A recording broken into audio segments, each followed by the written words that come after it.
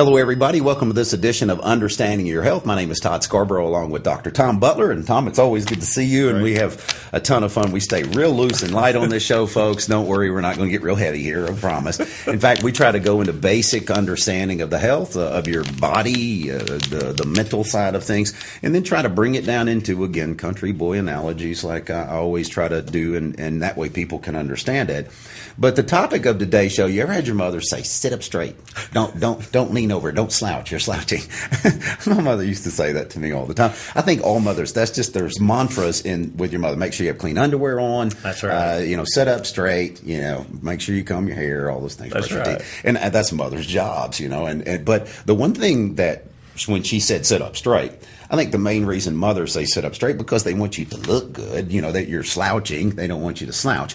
But also, too, Tom, and of course, Tom being a chiropractor, and he and I, it's interesting here because Tom it told me one time that because I love to sleep on my stomach, I sleep on my belly. I know he's cringing. See, that's what he did when I told him. He said, "You must sleep on your back." I cannot sleep on my back. It's so hard for me to fall asleep, but posture and everything that we do, Tom, and you look at what people and what happens, and I know you see this, they tend to take on a posture that exacerbates that problem that they're having, distorts further just because they're riding the distortion. They're trying to ride around it or get comfortable around it. That's the last thing they should do, right? I mean, you don't give in to the impulse. Yes. You have to force back against it. But sitting, and we, the one thing that we do as Americans, and I think our biggest problem is that we do tend to sit a lot. We used to never do that much sitting as much as we do now 50 years ago because we had more physical labor than just sitting behind a desk.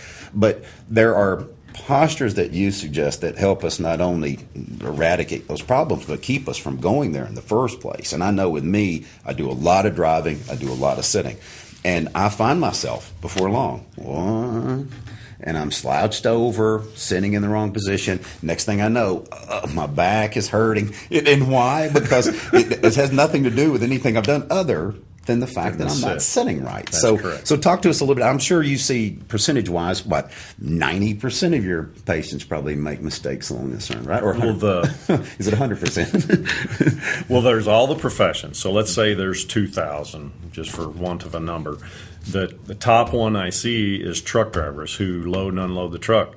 The next one is truck drivers. And then the third one below that is office people that lift, but they also sit for a long period of time. And then behind that's like, this is terrible, but wealthy people that don't have a job, so they sit a lot. So there we are, folks. Out of all those professions, here we go.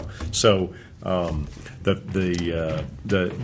some of these suggestions are so simple you'll think, well, I already knew that, but I like saying this to my patients just so I can talk to myself too.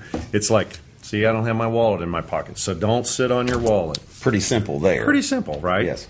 The other thing, though, is as you noticed, you sit pretty good when you first get in your car. Yes. Don't you? Yes. But as you ride, the one leg sticks out, your one hand will go drifting from one part of the steering wheel, the other arm will go different. So if you can, try to sit more erect. And with a lot of the vehicles, I have them put like a more lumbar support. And the newer cars are getting better, but then we have them hold the steering wheel a little lower just so you can keep it relaxed. Ah. And interesting there. Instead of 10 and 2 o'clock like they normally tell you, it's more anatomically correct to hold it this way, isn't it? Yeah, and especially if you can keep them the same, because you're holding your wrists in a better proper. Right. And then here the radius and ulna are crossed, and then you're trying to hold it up. You're holding, and then that puts a lot of stress on the neck. So that taught me a lot just in 10 seconds. The mistake I've made for 20 plus years. No wonder I'm hurting all the time, Tom. But it is something, again, folks, that we need to learn. That's why we want to cover these. And there's times that